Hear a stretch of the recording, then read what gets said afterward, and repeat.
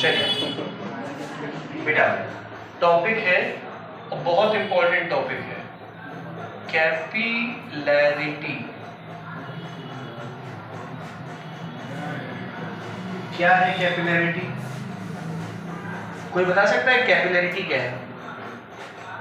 लिखो लिखो, the phenomena of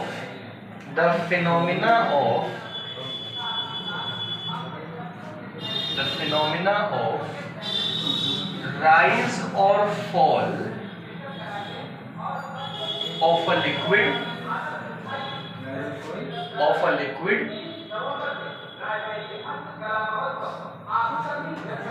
ये क्या है? हास्य कलम, हंस,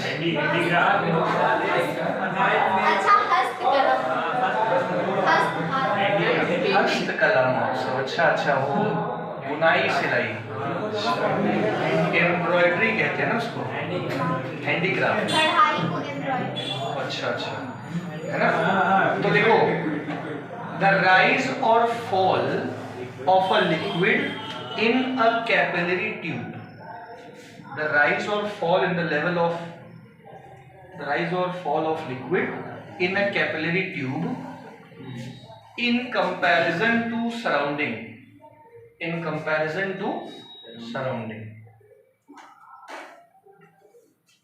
ठीक है। जैसे एक ब्लोटिंग पेपर जानते हो?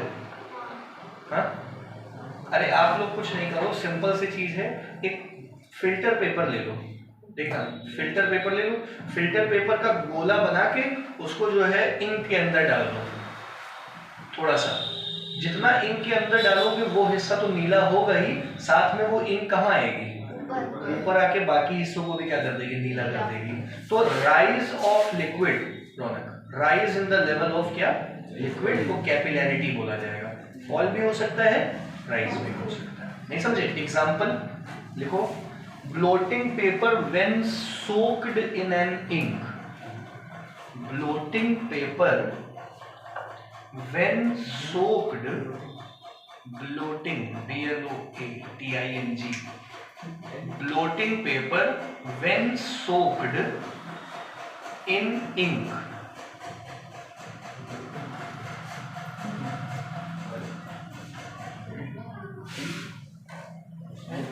Bloating paper soaked in ink. आगे समझ में?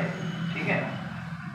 अरे वो क्या होता था कि पहले के जमाने में वो ऐसे नहीं करते थे, इंक पेन का इस्तेमाल करते थे। शाही वाली पेन जो होती थी उसको पहले उसमें डुबोते थे, फिर लिखते थे, डुबोते थे, लिखते थे। तो डुबोने से क्या होता था विश्वास, कि जिस चीज में डुबोई गई वो पूरी ऊपर की तरफ इंक चली आती थी, अपने आप ही सोख लेती। तो ये सब क्या है? कैपिलैरिटी है ना। अरे पेड़ों को पानी डालते हो तो जो क्या होता है, पेड़ों में तो कैपिलरीज होती हैं, तो खेतों में पानी बिछा दो का मतलब पानी छोड़ दो, फैला दो, तो कैपिलरीज अपना काम खुद कर लेंगी। Rise of level of liquid अपने आप हो जाएगा, है ना। एसेंट ऑफ सैप, वो सब तो पढ़ा है ना, है ना। ठीक है, तो यही सब क्या है? कैपिलैरिटी। समझ गए? इसके बाद लिखो, हाँ देखो, एसेंट फॉर्मूला,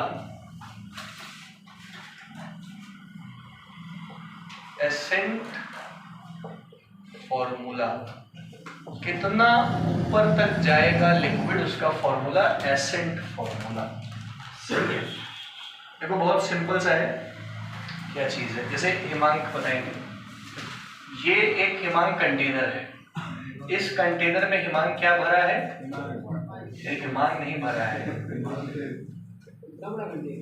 हिमांक लिक्विड भरा है, हिमांक भरा है, नहीं सॉरी, लिक्विड भरा है। इस लिक्विड की डेंसिटी जो भी हो, मान लो ये पानी है, चलो छोड़ो, पानी ही ले लो 1 ग्राम पर सेंटीमीटर क्यूब। हमने हिमांक यहाँ पे कैपिलरी रख दी, ठीक है। तो कैपिलरी की वजह बाहर से क्या लगेगा? यहाँ से प्रेशर लगेगा, यहाँ से राइज इन लेवल ऑफ क्या होगा? Liquid. Rise in level of liquid जो हो रहा है आपको दिखाई दे रहा है, तो लिक्विड अगर वाटर है, सुनना बेटा, तो उसका जो मेनिस्कस होगा वो इस शेप का होगा, ये कनकेव मेनिस्कस। और अगर मरकरी होता तो क्या होता, कन्वेक्स मेनिस्कस होता। तो फिलहाल हम किसकी बात कर रहे हैं, वाटर की।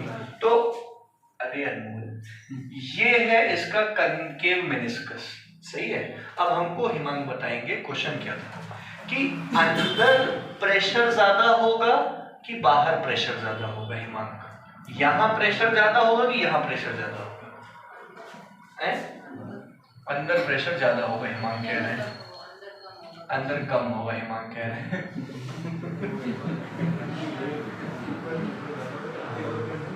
हाँ हाँ आगे बताओ हिमांग क्या कह रहे हो। ये वाली देखो, हमने इस कनकेविटी को यहाँ दिखाया है, ये कनकेविटी दिख रही है, इसको यहाँ दिखा दिया, सही है। इस कनकेविटी को पूरी तरीके से अगर हम लोग बनाएंगे तो ये कनकेविटी होगी, जिसका सेंटर क्या हो गया, ये हो गया, सही है। हाँ हिमांग को हाँ क्या कह रहे थे, अंदर प्रेशर ज्यादा कि बाहर प्रेशर ज्यादा, अंदर प्रेशर ज्यादा हिमांग कह रहे हैं, क्यों। हाँ वही तो पढ़ाया था, तुमको नहीं आया कुछ समझ में, घर जाकर पढ़ा करो बेटा। ये अगर लिक्विड सरफेस है तो हिमांग बाबू तनाव ऐसे ऐसे लगेगा ना, और तनाव ऐसे लगेगा तो नेट तनाव 2t cos थीटा ऊपर लगेगा, है कि नहीं। तो इस शेप को बनाए रखने के लिए, इस शेप को बनाए रखने के लिए किधर से प्रेशर ज्यादा लगेगा,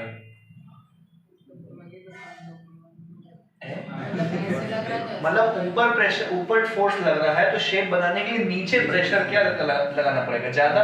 तो ऊपर प्रेशर ज्यादा है, नीचे प्रेशर क्या है, ऊपर प्रेशर अगर P एटमॉस्फेरिक है तो नीचे कम होगा P एटमॉस्फेरिक माइनस 2T/R। बोलो ये बात समझ आई कि नहीं समझ आई। 2T/R अंदर कम होगा, बाहर 2T/R क्या होगा, ज्यादा होगा। ये तो मैंने कल बता ही दिया था आप लोग को, excess pressure inside the liquid वाली बात, ठीक है। अब भैया इस स्फीयर को देखो, ये स्फीयर को देखोगे अगर विश्वास, तो यही रेडियस तो है इसका r, इसका रेडियस क्या है, कल इसी का तो डेरिवेशन बताया था, है ना। अब यहां से क्या करो आप लोग, एक लाइन खींचो, ये इस एंगल को क्या कह दो, है?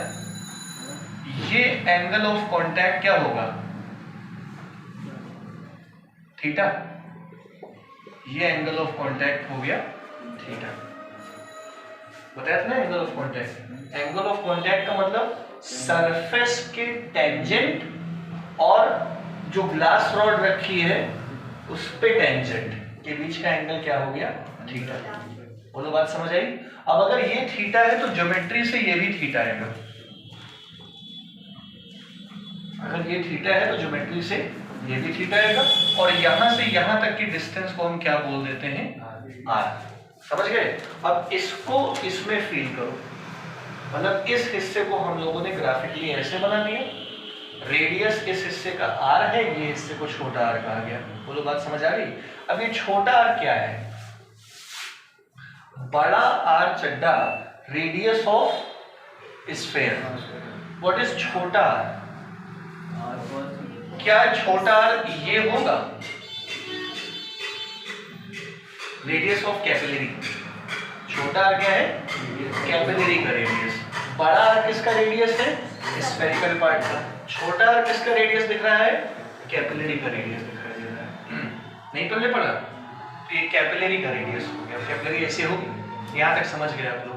अब हमको ये बताइए एक्सेस प्रेशर कितना है, excess pressure outside the capillary है 2T/R, सही है। अब अगर इस ट्रायंगल को देखोगे, फ्रॉम ट्रायंगल OAB, ठीक है, OAB cos theta equal to छोटा r बाई बड़ा r बेस अपॉन हाइपोटेन्यूज। तो यहां से बड़े r की वैल्यू कितनी आ गई, छोटा r बाई cos थीटा, छोटा r बाई cos थीटा। इसको यहां पुट कर दो तो P क्या बन जाएगा, 2T डिवाइडेड बाई r की जगह क्या लिखा हम लोगों ने, आर बाई कॉस थीटा।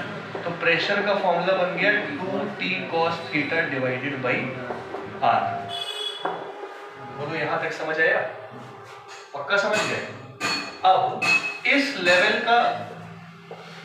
को h बोल दिया हमने, इस लेवल को हमने h बोल दिया, ठीक है ना। अब देखो इस जगह पे प्रेशर कितना होगा h हाइट की वजह से, h rho g equal to 2t cos theta divided by r। तो यहां से h की वैल्यू क्या निकल के आएगी 2t cos theta divided by r rho g। ये एसेंट का फॉर्मूला आ गया।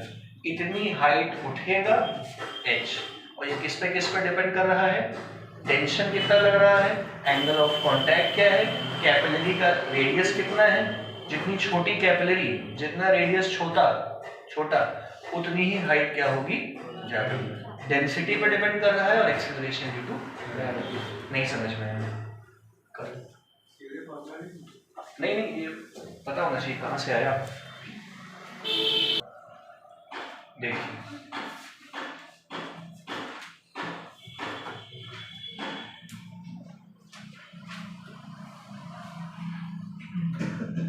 कोई स्टेप जो समझ ना आया वो अभी भी अभिषेक देखिए।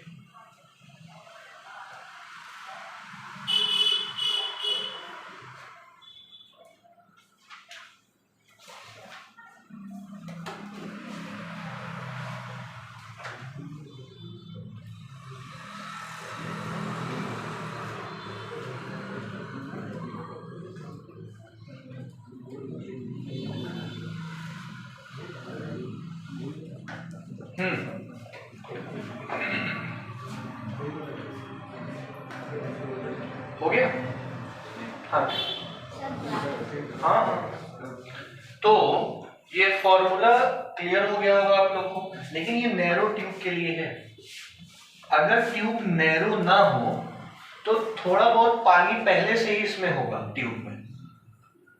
जब ट्यूब को लिक्विड के अंदर डालोगे तो थोड़ा बहुत पानी तो वैसे ही नीचे होगा ना। तो ये है नैरो ट्यूब के लिए फॉर्मूला, और यही काम ही आएगा। लेकिन अगर ट्यूब नैरो ना हो तो ये भी देख लो, फॉर एनी ट्यूब इसी फॉर्मूले में 2t cos theta upon r rho g में r/3 माइनस कर देना।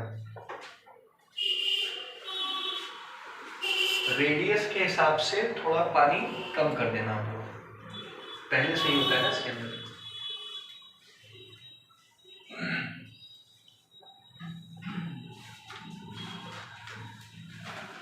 ठीक है, अभी इसी ट्यूब को हम लोग टिल्ट करेंगे।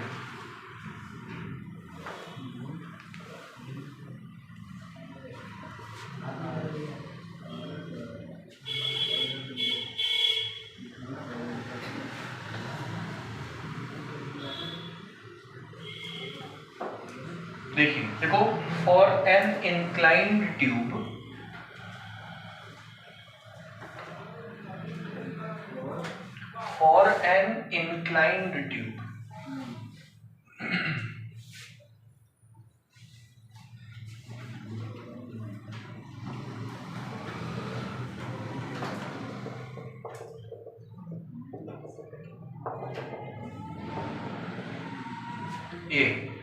ये ट्यूब है सीधी, और पानी कहां तक भरा है, यहां तक। सही है, ये h हाइट तक यहाँ पे पानी भरा है। अगर ऐसी ही एक ट्यूब जो है इंक्लाइंड हो जाए, थीटा एंगल से इसको हम इंक्लाइन कर दें, ये तो जितना पानी का स्तर यहाँ है उतना ही यहाँ पे होगा,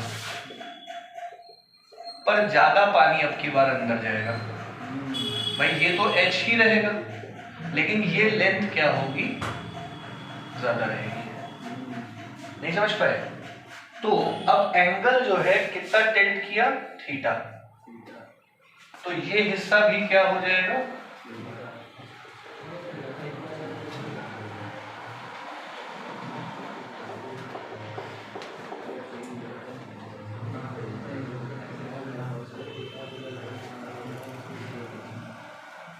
भाई लेवल तो वही है, लेकिन यहाँ पानी कम है, यहाँ पानी क्या है, ज्यादा है। तो अब हम लोग को बस लेवल ही निकालना है कि ये कितनी लेंथ तक पानी, कितनी लेंथ तक होगा ये पानी। तो इसके और इसके बीच में क्या रिलेशन होगा, ये ट्रायंगल समझो इसको, ये L, ये H और ये क्या हो गया, तो cos theta equal to H upon L। तो L निकालने के लिए बस आप H बाई cos थीटा कर दीजिएगा। नहीं समझ पाए, हो गया समझ। और H निकालने का फॉर्मूला आप जानते हो, 2t cos थीटा। देखिए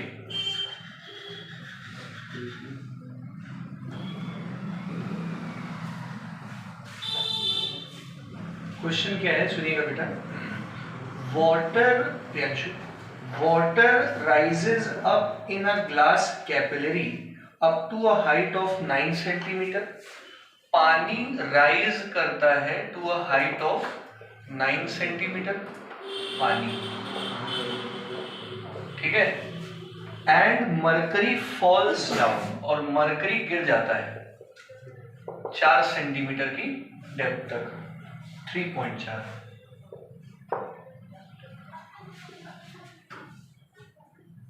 समझ गए क्यों गिरता है? पानी ऐसा है,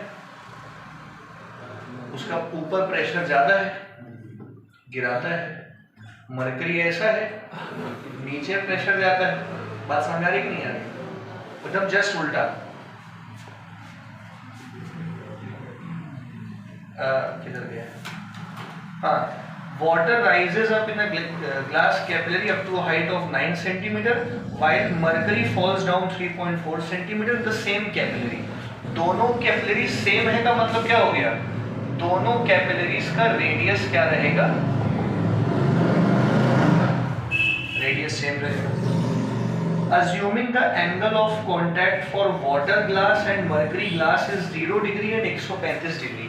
पानी प्योर पानी है इसलिए एंगल ऑफ कांटेक्ट 0 डिग्री है, प्योर वाटर के लिए 0 होता है, और मरकरी के लिए एंगल 135 डिग्री दिया हुआ है, ठीक है। तो determine the ratio of surface tensions of both. Surface tension of mercury और सरफेस टेंशन ऑफ पानी का रेशियो पता करना है। तो ये तो बहुत आसान क्वेश्चन हो गया, है ना। H का क्या फॉर्मूला होता है, 2t cos theta upon r rho g। किन फैक्टर्स पे डिपेंड करेगा, t cos theta divided by rho. भाई 2 से मतलब नहीं है, cos थीटा और अपना ये r से मतलब नहीं है, g से मतलब नहीं है, सिर्फ t cos theta by rho. तो H1 that is mercury upon पानी is equal to T mercury cos theta mercury density mercury upon T पानी cos थीटा पानी अपॉन डेंसिटी पानी। समझ गए?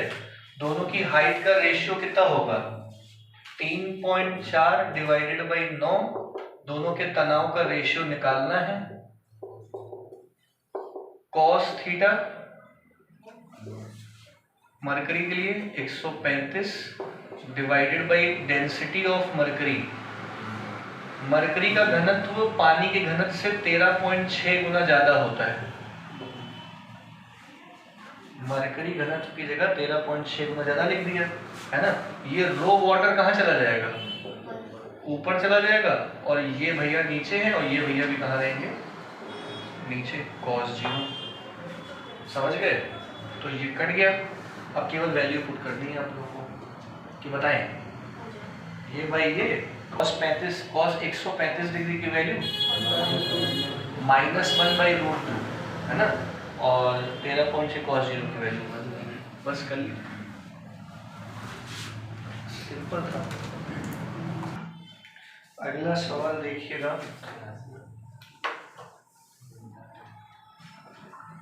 क्वेश्चन है, द ट्यूब ऑफ मरकरी, सुनिएगा, the tube of mercury barometer is 5 mm diameter.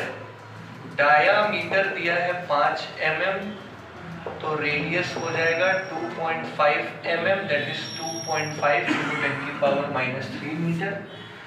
How much error does the surface tension cause in the reading? How much error does the surface tension cause in the reading? Surface tension mercury का दिया हुआ है 540 into 10 की power -3 Newton पर metre, सही है। और angle of contact mercury का 135 डिग्री होता है। सवाल फिर से बोल दे रहे हैं। Tube of mercury barometer is 5 mm। Mercury barometer जानते हो? बैरोमीटर मतलब क्या? जो प्रेशर नाप रहा है। तो प्रेशर नापने वाला बैरोमीटर जो है उसका डायामीटर 5 mm और सरफेस टेंशन उसका कितना है? ये रहा। तो how much error does the surface tension cause in the reading? How much error does the surface tension cause in the reading का मतलब क्या है भैया?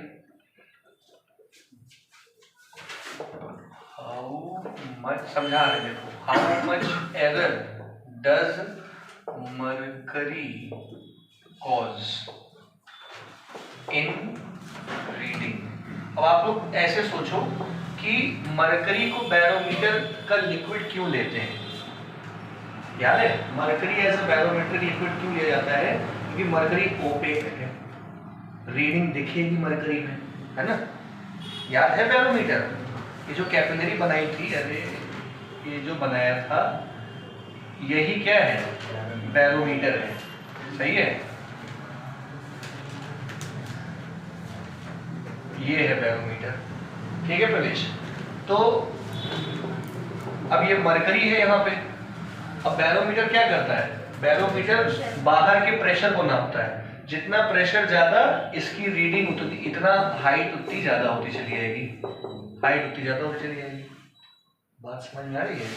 तो मरकरी का इस्तेमाल क्यों करते हैं? एक तो ओपेक है, घनत्व तो ज्यादा है, प्रेशर लगने पे भी ज्यादा राइज नहीं करेगा। अगर पानी रख दोगे, हाँ क्या नहीं, चिपकता नहीं है। हाँ सही कह रहे हो। हाँ, और पानी का इस्तेमाल कर लेंगे तो एक तो दिखता नहीं है, चिपकता भी है, और पानी की डेंसिटी कम होती है। सेम प्रेशर के लिए पानी 13.6 गुना ज्यादा ऊपर चला जाएगा, और डेंसिटी कम है पानी की, इस वजह से, है ना। फिलहाल हम वो नहीं कह रहे हैं, हमने कहा कि प्रेशर नापा गया, और प्रेशर नापते कैसे हैं? हाइट से, है ना।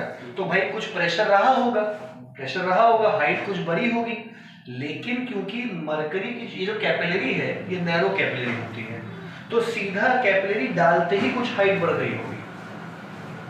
नहीं समझे मेरी बात? कैपिलरी को अंदर डालते ही कुछ हाइट बढ़ गई होगी, प्रेशर की वजह से वो हाइट नहीं बढ़ी होगी, मरकरी अंदर डालते ही हाइट बढ़ गई होगी, शेप की वजह से, सरफेस टेंशन की वजह से। नहीं समझ पाए? तो जैसे ही वो डाला गया हाइट बढ़ गई। अब जो हाइट एक्चुअली बढ़ेगी वो प्रेशर की वजह से बढ़ेगी, लेकिन पहले ही थोड़ी हाइट बढ़ गई थी। क्यों विश्वास? तो इसका मतलब जो हाइट बढ़ी कैलकुलेट हो रही है उसमें से वो हाइट हमें माइनस करनी पड़ेगी जो कैपिलरी की वजह से पहले ही बढ़ गई थी। क्या बोला हमने? समझ आया कुछ भी? सिमरन क्या बोला मैंने? हाँ सिमरन बताइए। नहीं समझ में आया, आप बता दीजिए बेटा।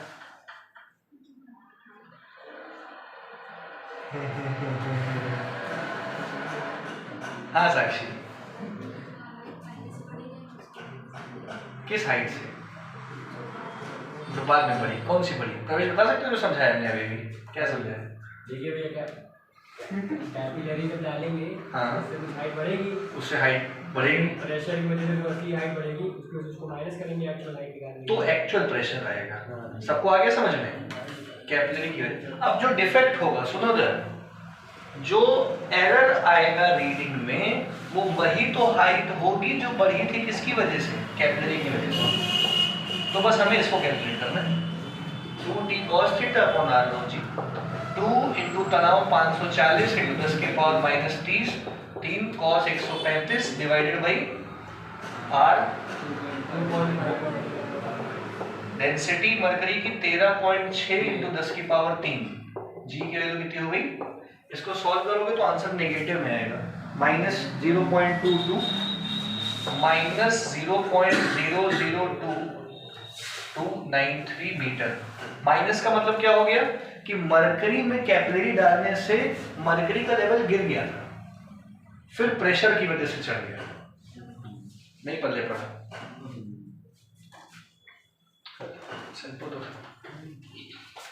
पर ये इतना नेग्लिजिबल है कि प्रेशर पे असर नहीं डालता ज्यादा।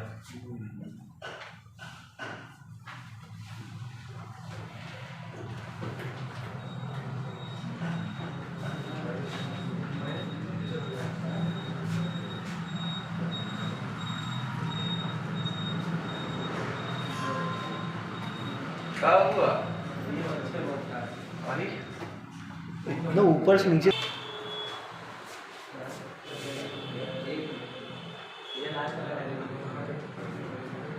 देखिए बेटा, सवाल क्या है, सुनना। A glass U-tube is such that the diameter of one limb is 3 mm and the diameter of other is 6 mm। एक U-tube है, कुछ इस प्रकार है कि एक हिस्से का डायामीटर 3 mm है और दूसरे हिस्से का डायामीटर 6 mm है। समझ गए? ये ऐसे, ये 3 mm, ये 6 mm है। सही है? The tube is inverted vertically with the open end below the surface of water in a beaker। अब इसको बीकर में डाल दिया गया जिसमें क्या है, पानी है। तो पानी है तो दोनों कैपिलरीज के लेवल में क्या होगा, राइज होगा। किस वाले हिस्से में, लेफ्ट में कि राइट में लेवल का राइज इन लेवल ज्यादा होगा, पतले वाले में राइज इन लेवल ज्यादा होगा। समझ गए ना? रेडियस कम है तो हाइट का राइज ज्यादा होगा और वो ऐसा शेप पकड़ लेगा, और यहाँ राइज इन लेवल कम होगा। सही है? ठीक है। अब सवाल क्या है, What is the difference between the heights to which the two rise? ये h पता करना है हम लोग को। ये h की वैल्यू निकालनी है। अरे तो बहुत आसान क्वेश्चन हो गया, नहीं? दोनों की हाइट निकाल के बस क्या कर देना है, माइनस। तो कराए कि ना कराए, रहने दो ना। इसकी हाइट निकालना, उसकी हाइट निकालना, दोनों की हाइट को माइनस कर देना। चलो आगे बढ़ते हैं।